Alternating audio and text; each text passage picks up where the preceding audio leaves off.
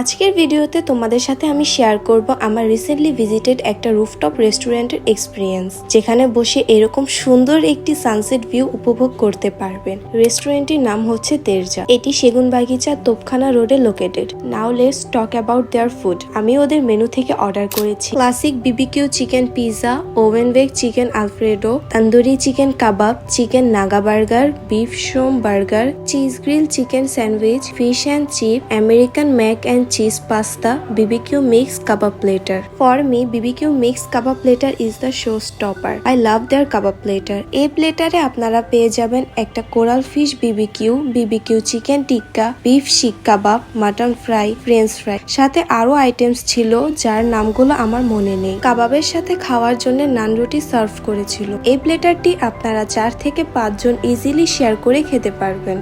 আমার কাছে স্যান্ডউইচ খুব একটা ভালো লাগেনি, বাট আই উড